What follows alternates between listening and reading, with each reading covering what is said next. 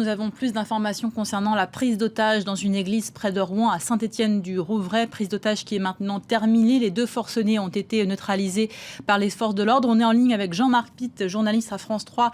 Vous êtes sur place. Vous avez plus de précisions concernant le bilan humain. Alors malheureusement, on a perdu la liaison avec Jean-Marc Pitt, journaliste à France 3. Je vous le disais il y a quelques instants, une source policière contactée par l'AFP disait qu'il y avait une victime, un otage qui a été tué. Ce qu'on peut dire à cette heure-ci, c'est que donc, cette prise d'otage dans l'église de Saint-Étienne-du-Rouvray, près de Rouen, en Seine-Maritime, est maintenant terminée. Les 2 forcenés qui étaient retranchés à l'intérieur ont été neutralisés. On a retrouvé la liaison avec Jean-Marc Pitt, journaliste à France 3. Jean-Marc Pitt, vous avez plus de précisions concernant le bilan humain? Oui, de sources policières, je peux vous confirmer qu'effectivement le prêtre a été égorgé par les forcenés qui sont entrés dans son église. Il y aurait également une victime, une fidèle, qui est gravement blessée. Les 2 forcenés ont été abattus par les forces de l'ordre. Est-ce que vous avez plus de précisions sur les 2 assaillants? Est-ce qu'on a une idée de leur motivation ou c'est encore trop tôt? Alors pour l'instant, je n'ai pas de confirmation, mais certains policiers parlent d'islamistes parce qu'ils auraient proféré des phrases qui laisseraient entendre qu'effectivement il y avait un côté religieux dans leur motivation.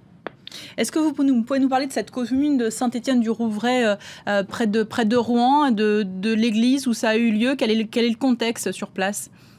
Écoutez, Saint-Étienne-du-Rouvray, c'est dans l'agglomération rouennaise une commune de la rive gauche. C'est une commune populaire, une population de gens simples, au départ d'ouvriers. Effectivement, c'est une banlieue ouvrière. Et cette église est en plein milieu d'un quartier populaire.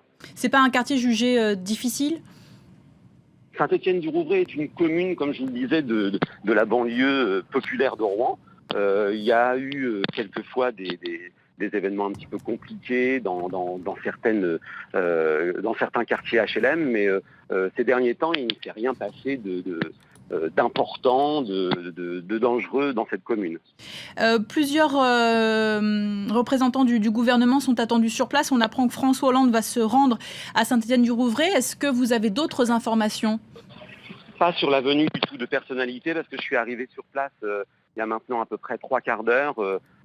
Les opérations n'avaient pas encore commencé. J'ai entendu les tirs effectivement quand les forces de l'ordre ont donné l'assaut à l'église et je n'ai aucune autre information sur les gens qui vont se rendre sur place. Pour l'instant, personne n'est arrivé. Il y a les personnes de la préfecture de région qui sont présentes, des policiers, des secours. Uniquement des secours. Merci beaucoup Jean-Marc Pitt, vous étiez en direct avec nous sur France 24.